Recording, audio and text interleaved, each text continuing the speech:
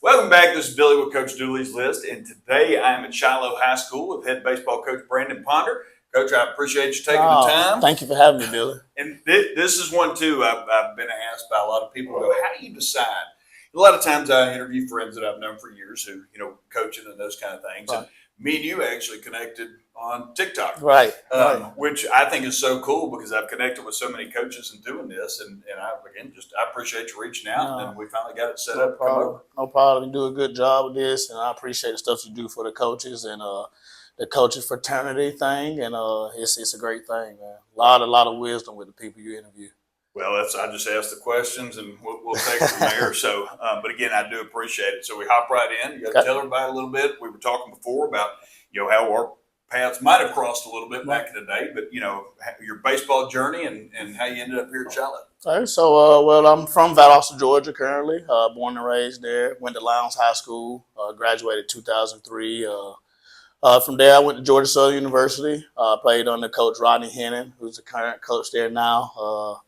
Great guy who really molded me into the athlete I became, especially when it comes to mental toughness and accountability, which is some of the stuff that we have in our program now today that helps us be very successful.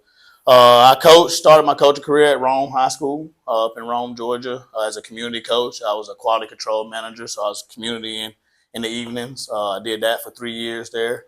Then I moved to Model High School after Rome, and then I got my first teaching job at Chattooga High School 2 years ago. I was assistant baseball coach there, infield coach, and was teaching at the middle school. I was there for a year and a half, and last spring I came here to Shiloh, took the head coaching job of this program, and it's been a blessing. It's been a blessing. Well, that's awesome. And you mentioned a couple schools. I got some connection to. Coach Bennett out at Chattooga. Yes, I do. Coach Bennett, that's my guy, man. Me and Coach Bennett got very close down there at Chattooga. He does a great job with the softball program there at the high school. They win a lot, and he does stuff the right way. I love Coach Bennett. He's a good dude. So, and your stops on, being from down South Georgia and then, Southern and all over in West Georgia and coming here, you kind of start to see how different programs are run. So, and you take everybody, we talk all the time, we take things from other coaches. Correct. So, all the stuff that you've taken, what are you trying to put here at Shiloh? And, what do you want the baseball program here to be known for? I want it to be known for having a college preparatory program starting up in the classrooms. The expectations from the classroom will always, I'm a believer, will trickle down into your program. They're doing the things right in the classrooms and being obedient, and they're being carrying themselves with the character that we ask them to carry. They'll do the same thing here and also in the community. I want our guys to be known for being fast and fearless. We do the fast and fearless and everything we do, like I said, starting in the classroom. We got to be fast and fearless with our homework. We got to be fast and furious with how we approach our homework.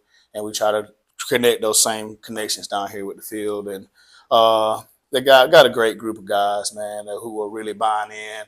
Coming in during January, I only had 3.5 weeks, a month with those guys. And like I was telling you before, buying in was the big worry and concern all Christmas break, because I got hired the day after Christmas. So that was a good Christmas gift. Yes, just buying in, and that's something that I've not had to worry about. We had a lot of changes happen this year, and to be here this fall, to not notice some of the things that's changed, that's a blessing. That's a blessing. These guys have never lift weights. We're in the weightlifting program now, started this summer. These guys has not had many of a fall workout. We asked yesterday how many guys have done 4-on-1 workouts, and none have. They didn't even know what it was. So that's a great thing when you can bless the guys, a younger generation, with knowledge and the right way, the proper knowledge. A lot of my stuff comes from guys that you've actually talked about in your interview, or I've played for Coach Parham.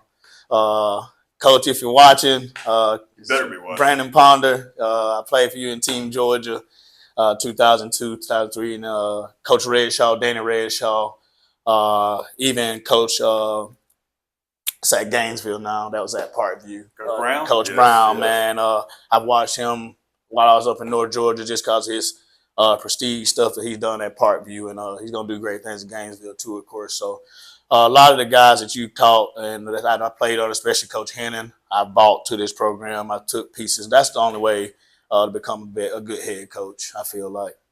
No, you've been under some good ones for sure, and so and you've been a coach for several years now, just taking over. But coaches always have stories. Yes, sir. You think back over your career and things and doing. So, what's one of your favorite coaching stories you love? My favorite coaching story, I would say, not just because I came here, it was last year we won our first game. How the guys came up and embraced it. It was different. It was a different feeling. It was we believe in you, coach, and we believe in the things you got going here. And we're thankful to have that feeling and to have kids actually tell you that it'll kill a lot of things that attacks you as a head coach. That was one of my great feelings. Just the hugs, the appreciation. Even had 2 kids crying. Those are the things that really, really make this job rewarding. Of course, not the money. If you're getting this for the money, you definitely got the wrong mindset. Yeah, you keep looking for it for sure. If you're not mentally ready to take on the other things that you don't think will pop up, you'll definitely fail at this job. Kids go through life. They got real life problems. We ask them to do a lot of stuff, but we don't think about the things that they go through at home. Parents, situations, financial situations, and then we're screaming at them sometime to make a play. That's something that a good guy I read on Facebook the other day said, we don't know their lives, but we scream at them to make plays when they don't make them. Sometimes I check myself daily on that stuff, Billy, because I can get very tunnel vision on execution and really being on top of your standards. And sometimes we can lack that. That kid may not ate last night, or that kid, he's been wearing those same shoes for 2 years now.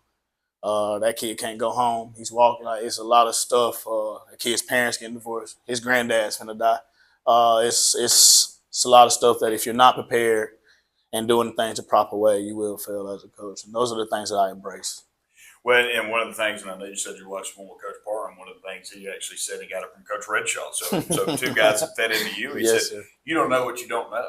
And there are so many things, and if you talk, that's why I love talking with coaches, because we've all experienced some of it in some way, shape, or form, but never exactly the same. Correct. And so you gotta be able to learn on the fly. Correct. And taking that advice, from others, and then you coming in the middle of the year, experiencing those things. I like to ask first year head coaches. Well, it's not really a first year, going kind of year and a half sir. in. Yes, but what were some of the things that when you took the job that you started experiencing, you went, oh man, I didn't know this was going to be part of it, or kind of leading into like, what advice would you give somebody who thinks they want to be a head coach? Be humble, be studious, be open, be a sponge. One thing I always did in my 9 years being an assistant was watch what they did outside of the field. The fundraising, the question, how do you handle parents? The things that will come at you that you don't know, booster club stuff like that, community driven, just certain standards that I asked of you. If you're not on top of them, things can seem to leak. And that's one thing. Another thing, I have a list. I know it sounds crazy, but I have a list in my desk that I make sure I check every day to make sure that I stay on those things. So it's just got to be definitely prepared. You got to be prepared. You got to be a sponge. You got to be willing to learn. You don't know it all. I'm learning every day. Oh, I'm either learning from somebody I play against, or I'm calling Coach Hennon, or I'm sending Coach Redshaw an email. Because there's something happening every day that I just don't know how to handle it. I don't know how to respond to it. I don't know how to set it up. And those guys are there. So you got to be a sponge. I try to stay being a sponge.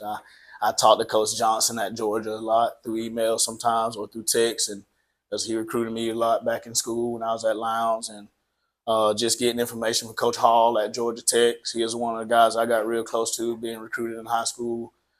He's a very open guy.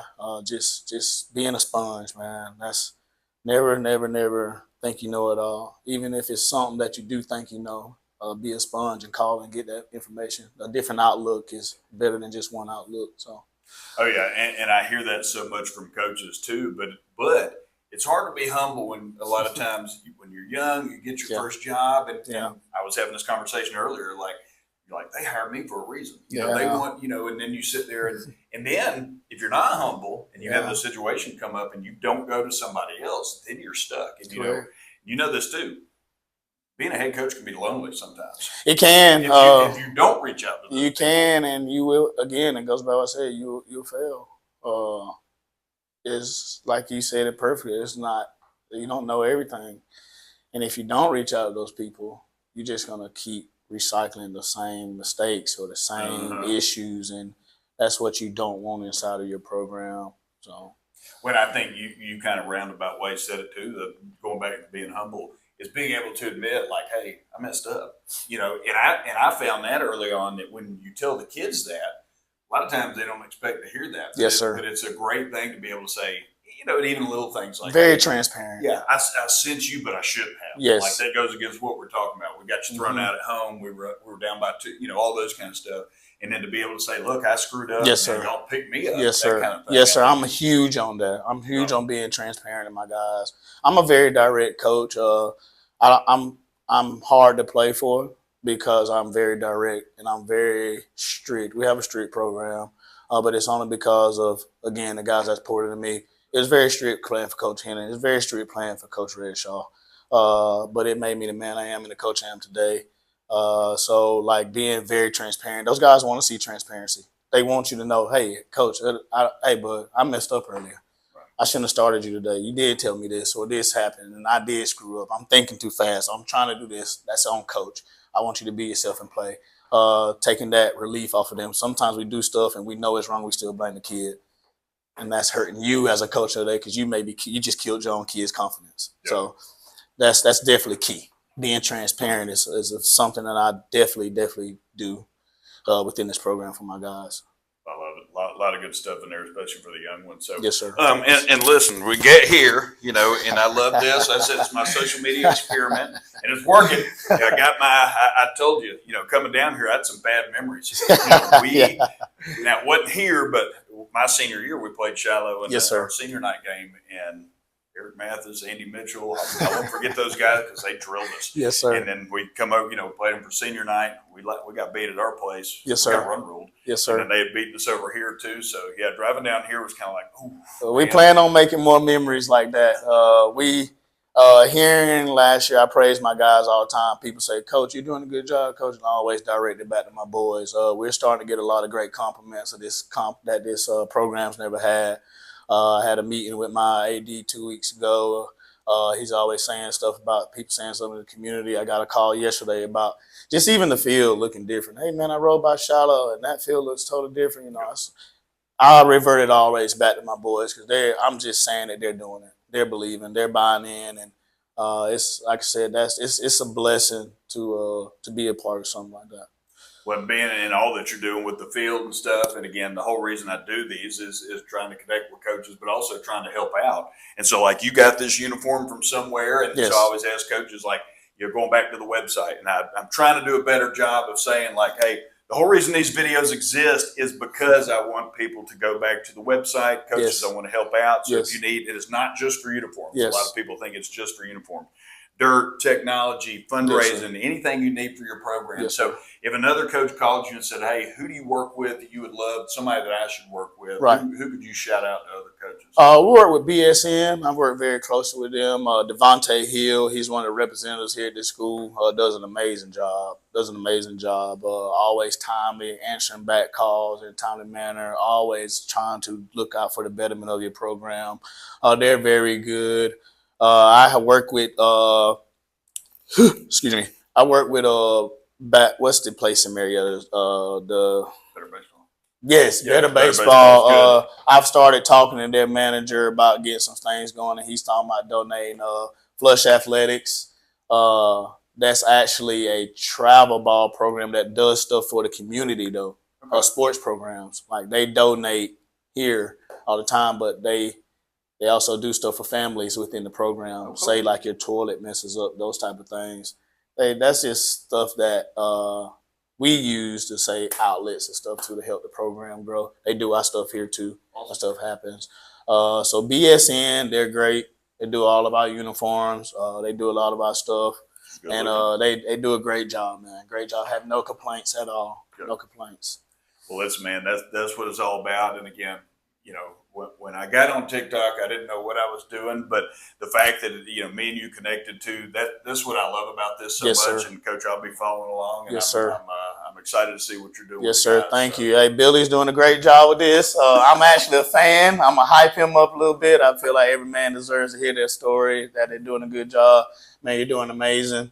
I was sitting at the house on the porch when I seen this happen, and I was like, I didn't even care if this happened. I was still going to be watching, supporting as I have been, and I don't plan on stopping because the guys that you interview, I'm young in my coaching. This is my second year being a head coach, 11th year coaching, but my second year being a head coach. And the guys you're actually bringing up there has been a blessing to me. Has been a blessing. So don't quit doing it, man. And anything I can do to help support it, man, I'm here for it. Just tell the boys to follow along and yeah, tell your we sure friends will. too. We sure will. We sure will, man. I share your stuff all the time. I send it to a lot of my buddies coaching in South Georgia and around the Middle Georgia area. So, yeah, man, you're getting famous. You're famous in Georgia for sure. I don't know about that. You are, man. We're gonna keep help. We're gonna help you because you're doing it, and you're doing stuff that's a good cause too, man. Thank you. The goal is always to help the coach. Yes, sir. Yes, sir. Appreciate it, brother. No problem. Thank you, brother.